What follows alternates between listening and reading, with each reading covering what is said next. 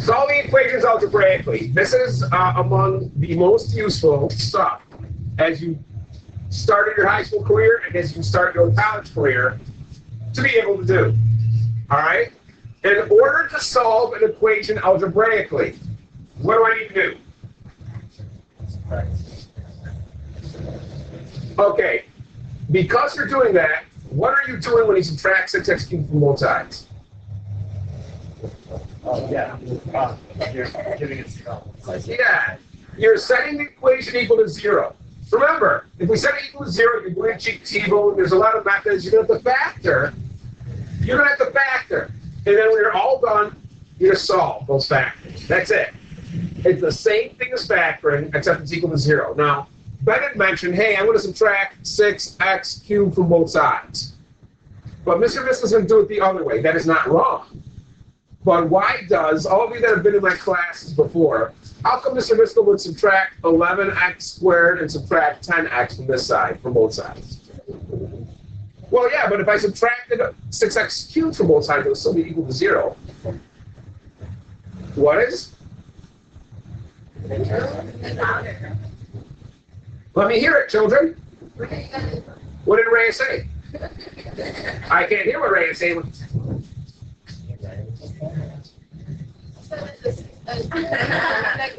Yes, when I factor, when the lead term is positive, to me that's easier to do. Okay? So I'm going to rewrite this. These go bye-bye. And I have 6x cubed minus 11x squared minus 10x equals 0. Now, if I had my coefficient in front of my lead term, my 6 negative, that can screw with you sometimes, especially when you got to do like guessing back. But we do so in slide, but it's just easier. All right? You could factor out a -1, but you could do it the other way. It wouldn't be wrong. It'd be a little tougher. So what do I do here now? I can factor out an x. So now I have 6x squared minus 11x minus 10 equals 0. Now this x is kind of like in its own little small cheat by itself. All right? You can't forget that x. That comes along for the ride. So now I'm just going to worry about factoring my 6x squared minus 11x minus 10. Can I factor out a number? No, 11 is a prime number, so it, stop. So what can I do? I can do slip and slide, or I can do guess and check. Either way, we're comfortable with slip and slide, so let's do that. 6 slides out back, correct? So now I've got x squared minus 11x minus 60. And the x, don't forget, that just comes along for the ride. Now I'm so glad we're doing slip and slide, because the number of you that started slip and slide correct on the quiz and just couldn't finish it off was crazy. And I will tell you what you guys did. Yeah, everybody did. So what do I do next? I slip. Thank you. Then I factor. So the important part about factoring is this. And my x again just comes for the ride. What multiplies to be negative 60, but adds to be negative 11? 15 and 4. Which one's which? Negative 15, positive 4. If I could not factor this, here, if this is unfactorable, then I cannot use slip and slide. But good thing for us, we can. Now, some people on the quiz left it like this. Wrong. Some people forgot that we need to slide. We split. Then we factor, now we slide, and because we slipped the 6 out through multiplication, we slide the number 6 back in with division. Now, some people did bottoms up right now. They forgot you need to reduce those fractions first. You have to reduce those fractions, which means I still have my x. And now I have x minus 5 x times x plus 2/3. Now don't forget, this is still all equal to 0. I know I haven't been writing this. Now I need to do bottoms up. I would get, if I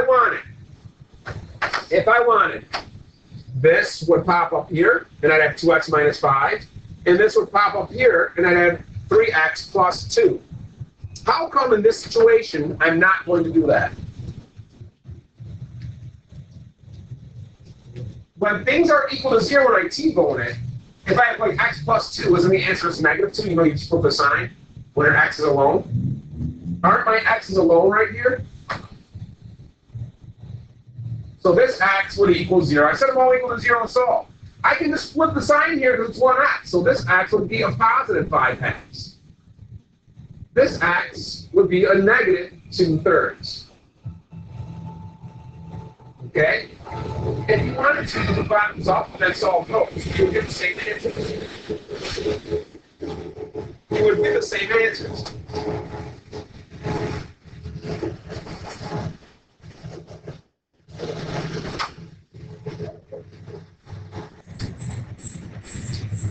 We're going to solve this right here. Who can tell me, by product sum method, what multiplies to be -10 that adds to be +4? Come on. Stop it. No one knows? Literally. What? Literally no one knows? That's because you can't do it. There is no... You guys are like, I bombed the quiz. I can't multiply to 10 and add to 4. I'm just terrible at math. No, there's nothing that multiplies to -10 that adds to 4. Even if we were to do slip and slide, and I slipped a number out back here and multiplied it, got -10, and then had to factor this, and I couldn't, then you can't do slip and slide. So how do I solve something if I can't slip and slide it? Oh, go ahead, Roger, say it. Oh, no, you don't need it. Okay, now this one I'm going to say no one knows, and there is an answer for this one. So say what? No, stop it. The quadratic formula. Oh, you guys hate it, but you can plug in numbers. You do not, I mean, you just, oh, God dang it, stop it. This is called the quadratic formula. Why do you think I had that picture of my daughter there? Wait, there was a picture there? Yeah, yes. This is my daughter when she was like less than 1. I used one of those apps that made it black and white where I touch it, makes it color. So I made her dress in a little glowing color. But then you go like that and it fades away. Yeah. Well, I am better than you at everything, but. All right. And don't forget, I don't have it written here. This is x equals, because you're solving for x, correct? Now, who can tell me, Mr. Anthony, what are all these A, B's, and C's for? What do they represent?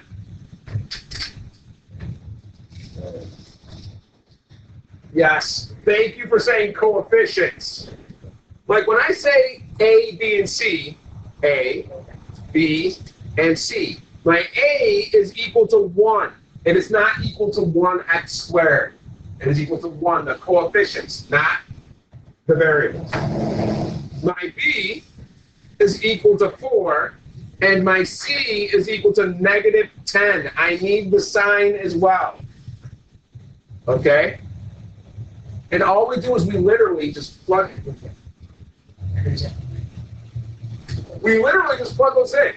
That's it. Okay? So, let's do that. I have negative and please. Please get in the habit of writing parentheses anytime you substitute anything in. Because when you negate a negative, you know, it's already negative, so I can just leave it negative. No, when you negate a negative, it turns positive, correct? So I have negative my B value, which is 4, plus or minus the square root of B, which is 4, squared, minus 4 times A, which is 1, times C, which is -10, all over. It is not just the radical over. It is all over 2 times a, which is 1. See this? It is all over. I don't know why some people just put a denominator underneath that radical and not underneath the negative v as well. Now the plus or minus means there should be 2 answers. This is a quadratic. Whenever you get a quadratic, like this poster up here, there's 2 answers. How come we got 3 answers here? Because it's cubic. There should be 3 answers. Whatever the biggest exponent is, that's how many answers you should get. All right? Isn't this a quadratic? It sure as heck is, children. Which means we should get 2 answers. One of them might be imaginary. Sorry. Clear my throat there for a second. All right, so let's just, all we have to do is literally simplify. That is it. That is it. So, when I negate a 4, that's negative 4, plus or minus the square root of. I like to handle this whole expression. I put it in the calculator just like that without the radical and hit enter. Just to make sure I don't make any mistakes. But if I have 4 squared, that's 16 minus, well, negative 4 times negative 10. Ooh. What's negative 4 times negative 10? It's positive 40, so it's not minus anymore, is it? It's plus 40. So it is not imaginary. So that gives me 56. So I know 56 has to be under the radical. All over. 2 times 1 is 2. I mean, at this point, all you have to do is simplify radical 56. And then if anything cancels, you cancel and you're done. So many people get so freaked out with quadratic formula. My God, there's plus minus there, there's a square root. I don't know this stuff. I can't. I've seen some of your quizzes. I'm worried about what's going to happen when I see this. All right, so let's simplify radical 56. What's the biggest perfect square that goes into 56? Any guesses? What's one perfect square that goes into 56? Guesses? Did someone just say 3? Did someone just say 3? I swear to God, someone said 3. 11! That's a prime number. What are you doing? Okay, okay, 1 squared is 1, but we do what? 7. Okay, that's a good guess. 8 is not a perfect square, but 8 times 7, look it. If you want to factor it, you can. You can do that, use a factor tree. But if you find the biggest perfect square that goes into it, that would be a lot easier. I know for a fact 4 goes in here 14 times. I know. I know. All right, so I would say radical 4 times radical 14. And what's the square root of 4? 2. So when I simplify this, it's 2 radical 14. That will go in place of my radical 56. I will show you the factor tree method to get rid of, to simplify radical 56 after we finish this. And you'll see the difference. Oh my God, my calculator. We'll see the difference on how long it takes you. It's not that much longer, and I don't care if that's what you're used to. If you get the right answer, what do I care? If you can mathematically get the right answer, I don't care how you do it. You know, looking at your neighbor's paper is not a mathematical method. All right? So now we have negative 4 plus or minus 2 radical 14 over 2. Am I done? Is there anything else I can do? I can cancel. This number, in order to reduce, has to go into both of these big numbers. 2 goes into 4 twice, goes into itself once. So I have negative 2 plus or minus 1 radical 14. I do not have to write the 1 in front of the radical. It's like a lead coefficient of an x. I can write 1x, but I don't have to. And again, if anything is over 1, it's itself. I don't have to write it. So this is my answer right here. All right? So please know that this actually represents 2 answers. It's negative 2 plus radical 14, and it's negative 2 minus radical 14. That would give you 2 answers. So if they said list the answers, you have to list them like this. But this is absolutely A-okay to write it, just like that, plus or minus. If they wanted the actual decimal values, you would have to put this in your calculator and hit enter, and like round it to the nearest thousands or something. And then you have to put this in your calculator and hit enter. There is no plus or minus button in the calculator. You have to do 1 plus and 1 minus. You guys are all looking at me like I'm about to say something profound. Boom! Yeah, Charlie's that. Anyways, radical 56. I told you guys I would show you the factor tree method because some people just like that better. Someone told me, well, I know that's 8 times 7 because that's the golden fact. Those are the factors for 56, not 4 and 4. 8, 7. Because when you're learning a multiplication table, you know this is radical 8 times radical 7. All right, neither of those are perfect squares. Is there a perfect square that goes into either of those? 4. 4 goes into this one. This is radical 4 times radical 2. All right, and I know the square root of 4 is 2. I can't simplify. That's a prime number, and so is this, actually. So I just bring them both down. Radical 2 times radical 7. And really, I'm just multiplying all these together. The 2 is outside the radical by itself. What is radical 2 times radical 7?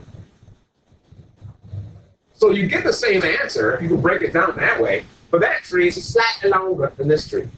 This gets you right to the point. If you can find the biggest perfect square, then you don't have to break, you don't have to do another stage. Sometimes it saves you a lot, and sometimes it doesn't.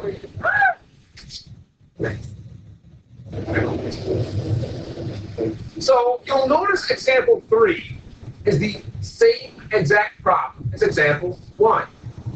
Okay, what did we get for these answers? X equal 0, what else? 5 halves, and negative 2 thirds. Okay, these were your answers. But when it comes to math, the answers are also referred to as, oh, look at this. You see this? I carved that pumpkin. I did a sponge. Liar. I did. I carved that. I did a mater one year. Yes, I did a SpongeBob when I was working for Bosie's at Florence Grassler High School. I was working with class with kids with autism, whatever. So I did the pumpkin. I did it so good. I want to take a home. They're like, can you leave it here? We got a parent open house and like coming up. I'm like, okay. And I left it there. I could do. I did. Yeah. You should I did good ones. But that's crazy. And I have a picture of all the ones I've done like every year. I did Donald Duck one time. It came out pretty crazy. Maybe I will do a Harry Potter. But anyways, I know it's going to be tough to not look at the artistry here. Well, especially when it's going in the background. But what are our answers referred to as? Zeros. What else? X-intercepts. What else? The roots. The solutions. Okay? They're known as roots, solutions, zeros, x-intercepts. Whenever you hear any of those words, they're referring to the answer. And when I hear x-intercept, am I thinking algebraically or graphically? Graphically. So they don't tell you the method in which to use. They just say find the x-intercepts, or even if they say find the solutions here. If they give this problem and say find the solutions or solve for x, it doesn't say it's algebraically, graph it. See what the x-intercepts are. All right? So I thought I didn't know. I'm not that good. So I'm going to show you guys.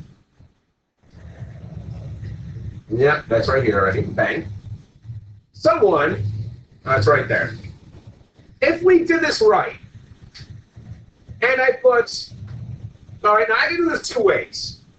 I can graph this into y1, and I can graph this side into y2, and see where they intersect.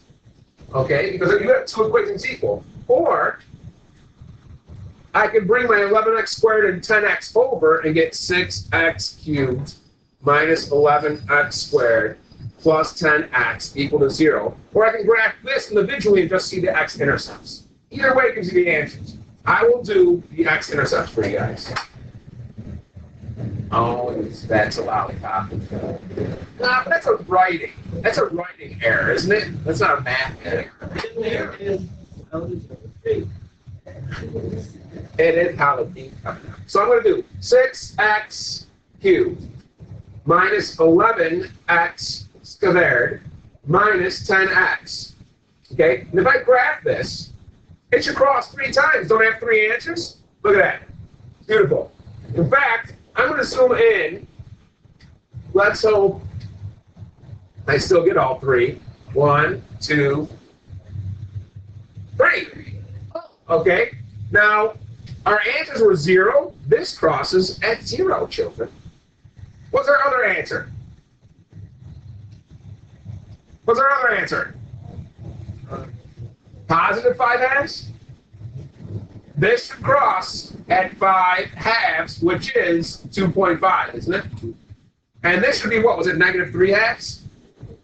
Negative 3 halves, where if I did this in the calculator, it would be negative 1.5, wouldn't it?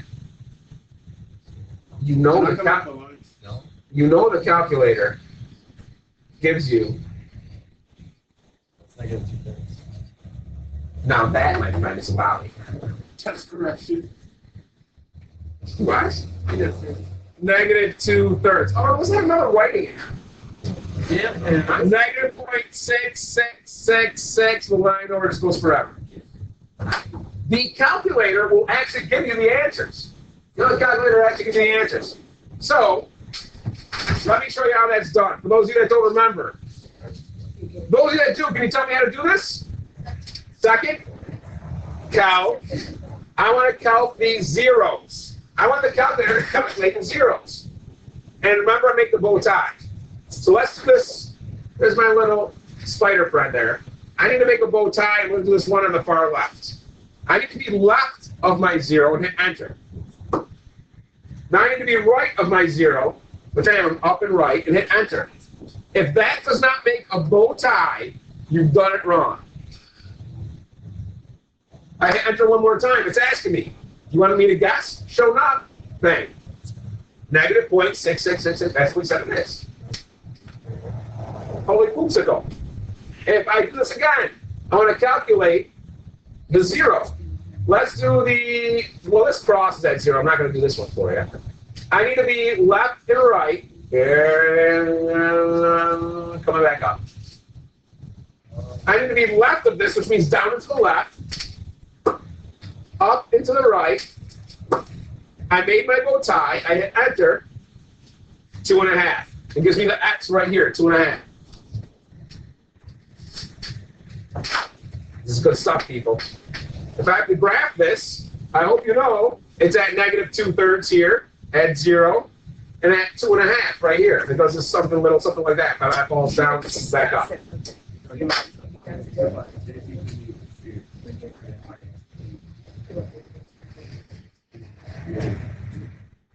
If we graph this one, didn't I say it's negative 2 plus radical 14 and negative 2 minus radical 14? Someone put those in your calculator and give me an answer. Someone do the plus, someone do the minus. You do the plus. You do the minus. Okay, sure. I'll do the plus. My other Italian friend is going to do the minus. And negative 2, oh, how convenient. Plus, right, you. Okay, correct. We'll do 2 decimal places. Thank you. It was 1.74. What do you think the other one is? Negative what? So if I were to graph this, 1.74, I mean, it's almost 1 3/4 here. And negative 1, 2, 3, 4, 5.74 would be right here. And this opens upward. So we'll do something where it comes down like this and be parabola and open like that.